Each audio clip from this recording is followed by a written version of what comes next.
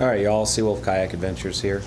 Gonna do a short video on my kayak. It's the 2016 Native Slayer Propel 13. I'll give you what I like about it, what I don't like about it, and the way that I rig it out. So stay tuned.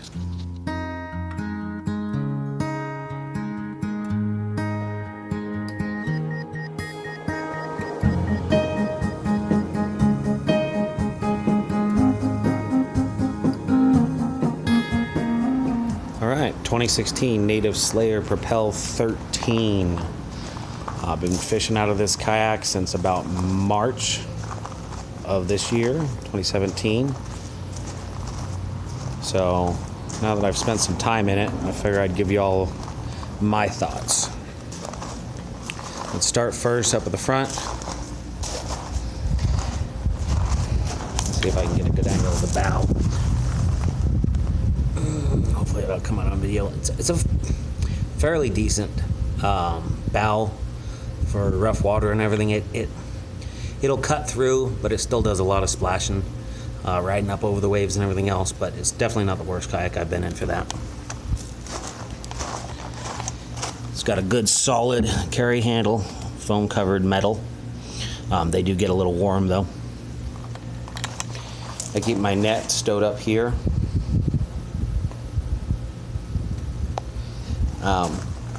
I was out fishing for striper and catfish the last time I had this out, so it's still my big net. Get that out of the way. Okay, front hatch,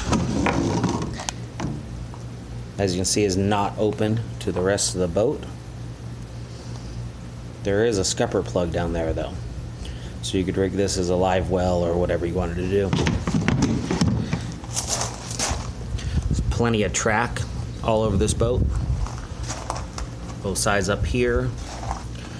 A couple more short pieces. This is your battery access hatch, one of the only hull access points on this boat. It's got 4 thumb screws that tighten it down.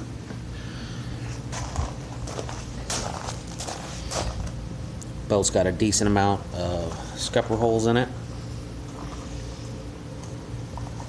Makes it pretty rigid for standing, and will also drain water out of the footwell area pretty quickly.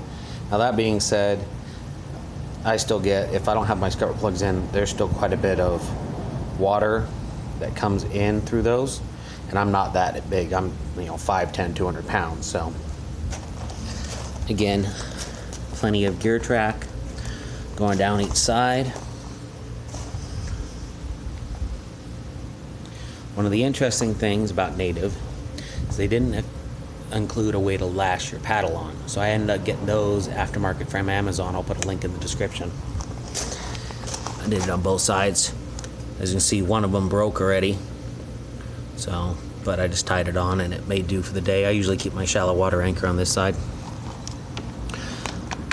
I use these rod holders for trolling. Also just holding the rod while I'm re-rigging and stuff like that.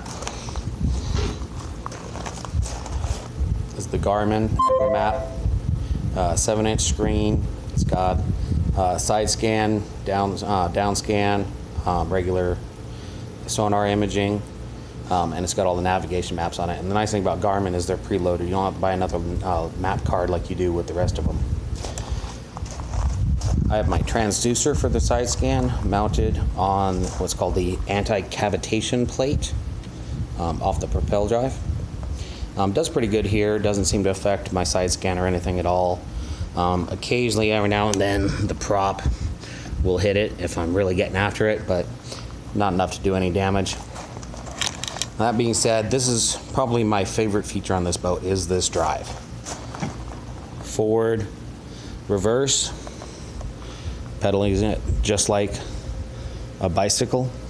Comfortable. Yeah, it's intuitive. As soon as you get used to it, you're working the shoreline, working a piece of structure, a clump of tule, something like that, and you're not even thinking about what you're doing. NRSC vest. I'll do another video about this fairly soon. It's a really good piece of gear. Probably my favorite PFD so far. Seat, adjusts front to back via track system. The back adjusts via the straps here. Comfortable seat. I can spend 8-10 hours a day in it. It's a little warmer than, say, the Hobie seats that are all mesh, but because of that, I think it gives you a little bit more support and everything. There's actually a little bit of padding inside of here, so that's pretty cool. I did get the Native tackle and tool organizer, so I keep my hook sharpener, braid scissors, pliers, fish grips. They're all just tucked up in here, and then underneath it's got 2 slots and it holds 3,600 tackle boxes, 1 on each side. Of course, I got everything leashed down, you know, the old kayak saying, leash it or lose it. This is a pretty cool feature right here on the Natives. It's a cup holder, but if you look down in there, it's also a rod holder, and it'll kind of put it forward. It makes it easy to rig and everything else, so that part's kind of cool. I have the Native tackle storage on the back. A couple more slots here. You can put water bottles or pliers or whatever you want in them. These side pouches here, we're supposed to have been able to hold a 3,700 box. Doesn't really fit, so I use it for 3,600 boxes when I'm bass fishing. I need a lot of tackle. This is usually how I keep all my soft plastics. They're just in different Ziploc bags depending on type. So this is like the swim bait stuff. So I was striper fishing, so I was using these. I keep these in here just to kind of wipe my hands and everything, especially if I'm bait fishing. Just kind of gets the stink off of them. This is a cool piece of gear. I'll do another video on this, but if you have a pedal drive kayak, this is what you need for quick adjustments, something like that, you know, where you don't want to break out your full-size paddle and everything else. Just a quick swipe with this and it'll get everything done. Good for dispatching fish too. You know, snakes trying to come aboard your boat. Got my C-Tug strap over it, but this is the other point of hole access. Fairly watertight, comes with a little bucket, and then you can get to the hole through there. Good size tank well, probably one of the better ones I've seen. Here's your rudder control right here, operated via lever by the seat. I use a black pack. I originally had these single tubes mounted on it, but I found that they break a lot. So I found this on Amazon. It's made a lot sturdier. It's 3-in-1. I've got it bolted onto the side of the black pack. Works great. I'll put up a link for this. This is the tackle management tray out of the Hobie Pro Angler. I just rivet it to the side of this, and I can carry 2 3,600 boxes here. Inside of here is a mess. I keep my fish finder battery in there. I don't worry too much about it getting wet. You know, if that's going to get wet, I got bigger problems than my battery get wet. It means that I'm in the water. I keep a couple marker buoys, 4 or 5 different types of leader material, sun gloves, stringer, gulp, sunglass case for when I'm out there after dark. That way I have someplace to put my nice glasses, not lose them off the top of my head like I did with my last pair of Costas. So the black pack's a good piece of kit. I really like this. It's heavy, but it's definitely functional.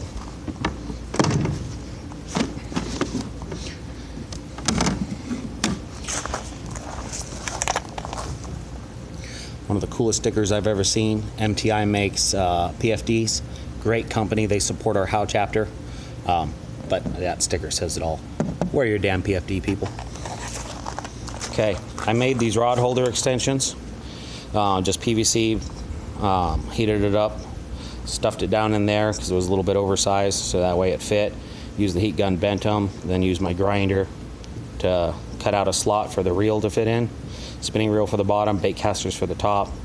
I used a wine bottle to flare the ends here, and they work pretty good. Although the only thing I don't like, and I don't know if you're going to be able to see this on camera, is on the Natives. I don't think you're going to be able to see that, but it's a lot of hull flex, and I was not impressed with that part. I keep my full-size paddle leashed on this side, but you know, I rarely use it. Our lake has a bunch of weeds right now, so every now and then on a launch I'll have to do a little bit of paddling, but maybe 20 yards. Most of the time I'm using that backwater paddle, assault paddle.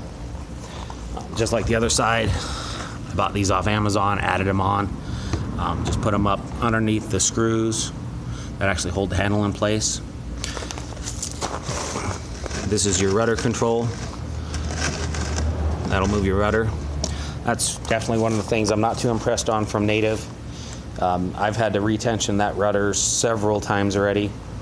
I just don't think it's a great system. It doesn't turn enough to actually be effective on a 13-foot, 33-inch wide boat. Other than that, it gets the job done.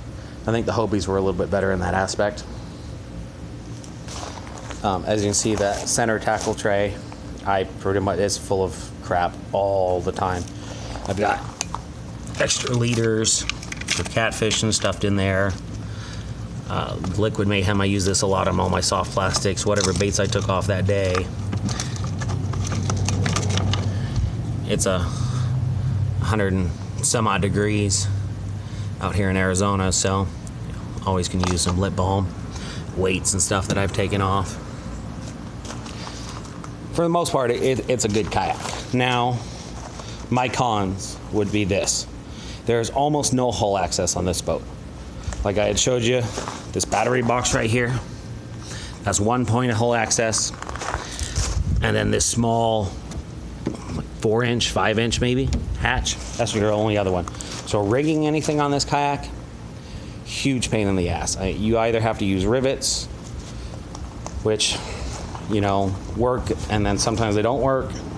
And running anything interior electrical wise is a royal pain in the ass.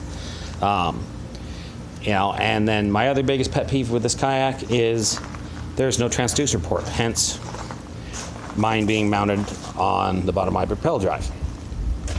You would think that a kayak that's marketed as a fishing kayak would have a dedicated scupper that is just for a transducer, or like how Hobie does it, where they have that transducer port on their Lowrance ready kayaks.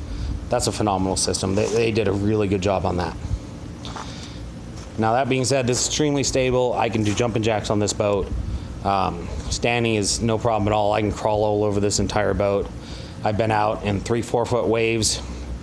Never ever had an issue. Track's really good. It's fast. For a 13-foot, 33-inch wide boat, this thing books. I mean, 4.5, 5 miles an hour if you're getting after it. I can cruise 2.5, 3 comfortably, and that's with all of this crap on it and even more crap when I'm bass fishing. Bass fishing is another 5 tackle boxes, 5 or 6 rods, you know, I mean, just a lot of crap.